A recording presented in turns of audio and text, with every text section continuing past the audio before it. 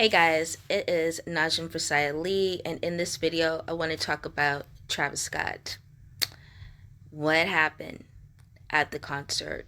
The moment that I found out, the moment my daughter showed it to me, I already knew. The moment she said 8 people died, and this was an emphasis, I already knew it was a ritual. Let's see what happened. Okay, so if you don't know, over the weekend, I think on Friday, I think it's supposed to be a Friday, Saturday, Sunday type of event. And this particular concert that happened, first of all, you got to look at everything. I always look at the numbers, and let's follow the paper, because how is it we do this all the time? This is not big or brand new or like never happened before of having huge concerts. Huge concerts is a big thing, right? It's happened, it's been done. And so if you look at security, if you look at the position of the spacing, if you look at everything, how is it that the place itself, the spacing for where they were having the concert, was just not set up for protection at all? Let's look at that. Security, you couldn't find security properly in that mess. The amount of people, so-called COVID, we're not even going to get into it because we already know what that is. So put that out the picture. Let's look at the posters, the setup. You're walking through his head. You're walking through his mouth, which there's so many photos, artists, paintings, everything of that nature, where we talk about the head. The head is the conductor, the head, the sun, this right here, right? This is what they go for. And if you don't understand, I'm going to be doing a 5-day challenge really soon called Om Sacred Circle of Protection 3.0, the upgrade.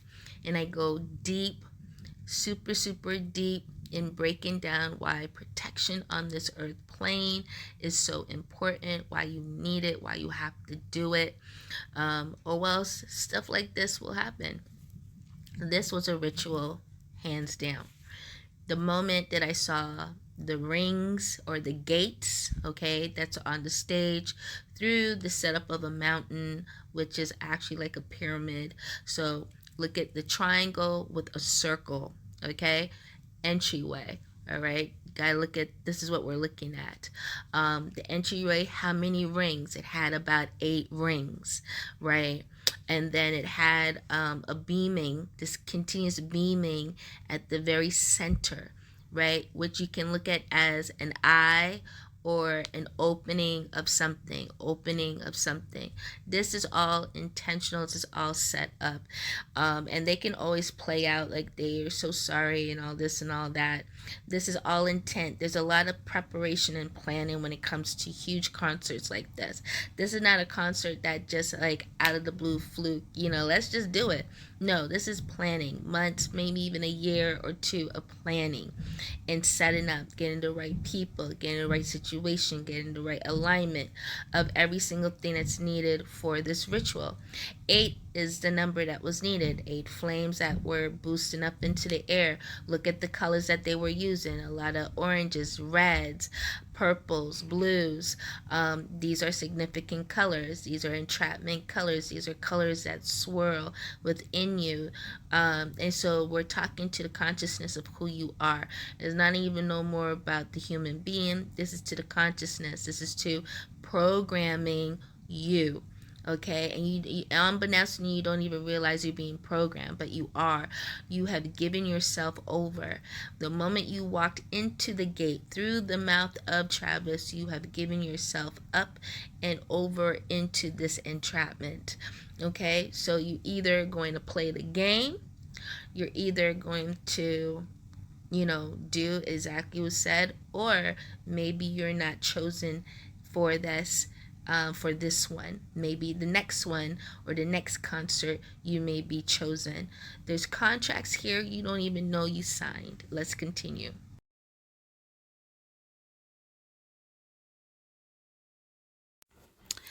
Okay, guys, so I'm back with part two and on Travis Scott and his concert.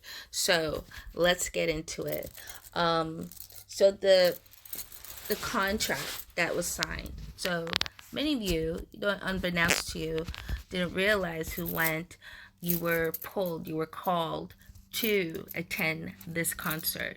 Out of the blue, you probably felt like, oh my God, like this sudden urge that you had to go, like you had to be there, right? You were called, you were being spoken to, talked to. You don't even realize that. Like, there are so many things that are around in our arena, in our spacing, that we've either allowed in or we don't have nothing set up. So when they come to you, you just flow with it, you just go, without question. So for those that went, you were summoned basically to be there. Now, when I looked at the videos, and I was explaining this to my sister as well the other day, yesterday, that um, in the concert, so the videos that were being streamed, I was able to see there are so many demons, that entities that were there, that were standing behind the ones that were being chosen to feed basically your energy. So you may have seen ones that, from what I saw, those that fell out, those that were gone, docile here, like totally possessed, totally taken over. And you can see them losing themselves to this. So the moment that I saw, because the question I asked my daughter was, what song was being played? Now, I went and did a little research with my sister. We did Sicko Mode. That was the song where it really took off. Sicko Mode. Sicko Mode, if you look up the word sicko, which is psycho, okay? Psycho. Now, this is about someone mentally disturbed, mentally really sadistic in their way of being. Now, playing Sicko Mode, you just let loose everything. So the programming that happened was that song got so hyped.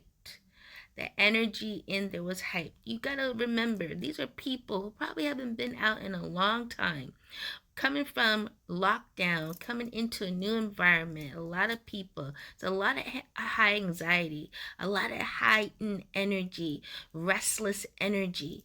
That is bank, that's money to the other side. That's like, oh my God, we're about to feast. And with that feasting, they were around so many people behind them. That's how they feed. They don't stand in front of you, they stand behind you and feed off of your energy. So that heightened energy comes and takes and takes and takes, and you feel like you can't breathe. Like a lot of people describe, like they felt like they couldn't breathe, like they couldn't move. No, you were held. You were held in that positioning or in that spacing. You cannot move. You are food. And you guys gotta think. Gotta really wake up. There's a lot of things being done. This place is not set up for to live happily ever after. This place is set up to kill. This place is set up to take your energy. That's how they feed. This is very vampiric energy. This is what is created. You are walking energy, and they don't have a lot of that. They need to eat. They need to feed. This is how they feed off of you. You're created for food. So there are ways, if you have to tap in and remember who you are, to tap in and know what you need to do so that you are not utilized as food by these particular beings. You got to learn this instead of being summoned. So the contract, many signed up for the contract. That's what they're on their blueprint. And I'm sorry to be one to bear bad news, but many of them, they did sign up for this. They signed up to be taken this way. Okay, and whatever's on their blueprint, on their contract. So just wanted to let you know, one of them more. This is what I do. I'm a spiritual life coach. This is what I do.